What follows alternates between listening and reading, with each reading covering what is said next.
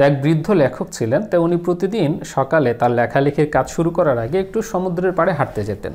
তো বরাবরের মতো ওই দিন উনি সমুদ্রের পাড়ে হাঁটতে গেলেন এবং হাঁটতে গিয়ে দেখলেন যে সমুদ্রের পাড়ে প্রচুর স্টারফিশ ভেসে আসছে, কারণ ঝড়ের কারণে ঢেউয়ের সাথে সাথে মাছগুলো ডাঙায় চলে আসছে।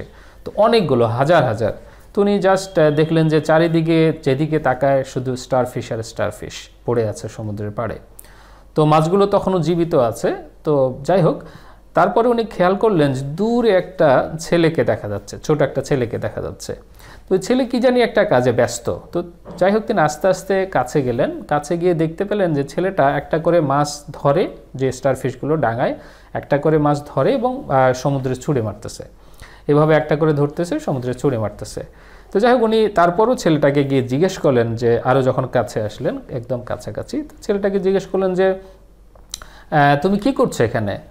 তো ছেলেটা ওই হাতে যে মাছটা ছিল ছুরি মারার পরে একটু পজ দিল এবং সেই বৃদ্ধ লেখকের প্রশ্নের উত্তর দিল যে দেখেন, অনেকগুলো স্টারফিশ ঝড়ের কারণে ঢেউয়ের সাথে ডাঙায় চলে আসছে। তো এগুলো তো বেলা বাড়ার সাথে সাথে রোদ উঠবে, মারা যাবে। তো আমি এগুলোকে ফেরত পাঠাচ্ছি, কারণ সময় মতো ফেরত না পাঠালে সবগুলোই তো মারা যাবে। তো লোকটা তখন একটু অবাক হলো এবং একটু কিছুক্ষণ চিন্তা করে ছেলেটাকে বলল যে কিন্তু মানে সে চিন্তা করলো যে আসলে এতগুলো স্টারফিশ, এই ছেলেটা এত ছোট ছেলে, এইভাবে একটা একটা করে কতক্ষণই বা ফেলবে। তো সেই জন্য উনি এই ছেলেটাকে বললো যে তুমি এইভাবে একটা একটা করে মাছ ফেলে তো তেমন কিছু করতে পারবে না, মানে সবগুলো মাছ তো তোমার দ্বারা ফেলা সম্ভব না। তখন ছেলেটা ওটা শোনার পরে আরেকটা মাছ ধরলো, হাতে নিল, জোরে জোরে ছুরি মারলো সমুদ্রের দিকে এবং মাছটা চলে গেল। লোকটার দিকে তাকালো, একটু হাসি দিল, হাসি দিয়ে বলল যে এই একটা মাছকে তো বাঁচাতে পারলাম। তাহলে দেখেন, এখানে শিক্ষণীয় ব্যাপারটা হলো যে আমরা অনেক বড় বড় প্রবলেম, বড় বড় চ্যালেঞ্জ অনেক সময় পুরোটা সমাধান করতে পারবো না বলে ছোট ছোট অ্যাকশানে নেই না। পুরোটা সমাধান করা কি সবসময় সম্ভব? সবসময় তো আর সম্ভব না যে আমি একটা বড় সোশ্যাল প্রবলেম পুরোটা চেঞ্জ করে ফেলবো, আমার লাইফের একটা প্রবলেম পুরোটা একসাথে চেঞ্জ করে ফেলবো। এবং একসাথে চেঞ্জ করা সম্ভব হবে না বলে ওটা অনেক ডিফিকাল্ট হয়ে দাঁড়ায় আমাদের কাছে। মানে পুরো সিলেবাস একসাথে শেষ করার মতো আর কি স্টুডেন্টদের।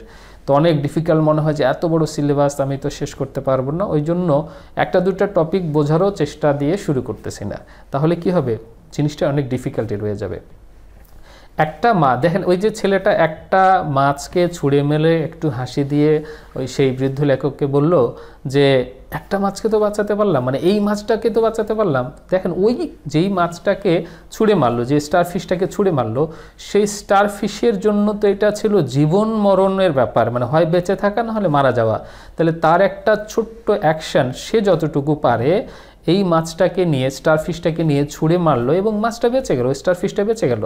তাহলে একটা স্টারফিশ বেঁচে গেল, এভাবে সে 10টা স্টারফিশকে যদি বাঁচাতে পারে, তাহলে কয়েক হাজার স্টারফিশের মধ্যে 10টা স্টারফিশ তো বেঁচে গেল, ওই 10টার জীবন পেল, ওই 10টা মৃত্যু থেকে তার জীবনে ফেরত আসলো, ওই 10টা মানে মারা না গিয়ে বেঁচে থাকলো।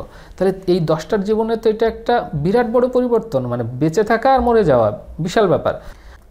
দেখেন, আমাদের জীবনেও কিন্তু তাই, আমরা অনেক বড় প্রবলেম একসাথে সলভ করতে পারবো না বলে অনেক সময় ছোট ছোট অ্যাকশনও নেই না।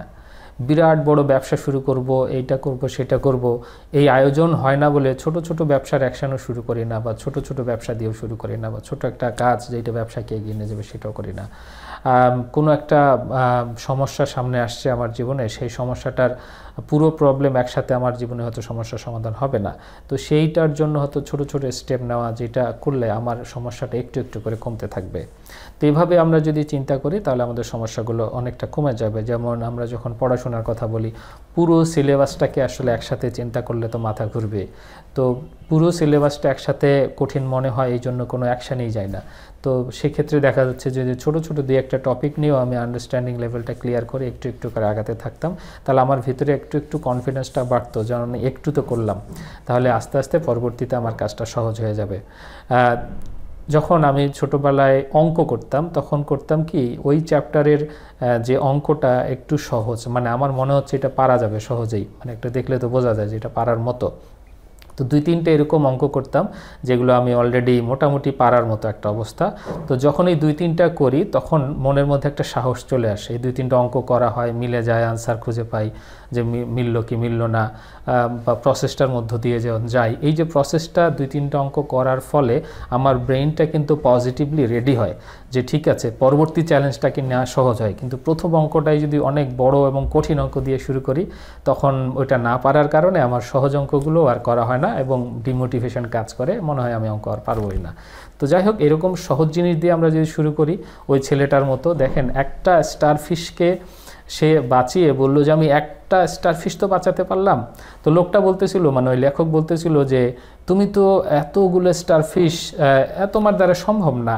আসলে সম্ভব না তার দ্বারা পুরো স্টারফিশগুলোকে বাঁচানো, সবগুলোকে বাঁচানো। কিন্তু ওই যে একটা স্টারফিশকে বাঁচালো বা 10টা স্টারফিশকে বাঁচালো, এই 10টা বা একটা স্টারফিশের জন্য তো সেটা ছিল হয় বেঁচে থাকা, না হলে মরে যাওয়া। তো আমাদেরও ছোট ছোট কাজের মাধ্যমে আমাদের জীবনেও পরিবর্তন আসতে পারে। সোশ্যাল কোনো প্রবলেমের ক্ষেত্রে এটা হতে পারে যে আমাদের ছোট ছোট অ্যাকশনের কারণে অন্য কারো উপকার হতে পারে। আমি পুরো সোসাইটিটাকে একবারে চেঞ্জ করব, পুরো নিয়ম চেঞ্জ করব, এটা তো আসলে সম্ভব না। কিন্তু ছোট ছোট কাজ, আশপাশের কোনো একটা অ্যাকশন যেটা আপনার জন্য সহজ, আমার জন্য সহজ, সেটা যদি নেই তারপরেও হতে পারে সেটা সাকসেসফুল একটা কিছু ভবিষ্যতে। ফ্যামিলিগত প্রবলেম হতে পারে, অন্যান্য প্রবলেম, রিলেশনশিপগত প্রবলেম হতে পারে। ছোট ছোট স্টেপ যদি নেই তাহলে আমাদের কঠিন রিলেশনটা একটু সহজ হতে পারে। তারপর আমাদের যাদের টাকা পয়সা সেভিংস করার ভালো অভ্যাস আছে, দেখেন তারা ছোট ছোট অ্যামাউন্ট দিয়েই কিন্তু অনেক দিন পরে একটা বড় অ্যামাউন্ট দাঁড় করায়। আমি নিজেও এখন এটা ভাবি যে আসলে ছোট ছোট এইভাবে ছোট অ্যামাউন্ট জমিয়েও অনেক বড় কিছু করা যায়। এটা প্রথমে মনে হতো না যে না এত কম টাকা জমিয়ে আর কি হবে, দেখা যাবে, টাকা থাকলে তো পরে জমানোই যাবে। কিন্তু আসলে না, এই ছোট ছোট অ্যামাউন্টগুলোই অনেক সময় বড় আকার ধারণ করে এবং আপনার বিভিন্ন সময় আপনার বড় বড় কাজে লাগতে পারে। যাই হোক, আমরা ছোটো ছোটো স্টেপে কাজগুলোকে ভাগ করে নিলে আমাদের চিন্তা করতে সহজ হবে, আমাদের প্রসেসটা সিম্পলিফাই হবে এবং আমাদের কনফিডেন্সটা একটু একটু করে বাড়বে। আমরা পুরো হাল ছেড়ে না দিয়ে ছোটো ছোটো অ্যাকশনের মাধ্যমে আস্তে আস্তে ধাপে ধাপে এগিয়ে গেলে আমাদের মধ্যে মানে কাজের স্পৃহা থাকবে, কনফিডেন্সও থাকবে। এই জন্য জ্ঞানী ব্যক্তিরা বলে যে বড় কাজকে ছোট ছোট করে ভাগ করে নাও এবং আস্তে আস্তে এগিয়ে যাও। তো দেখা যাক, আমরাও চেষ্টা করি। ভালো থাকবেন সবাই।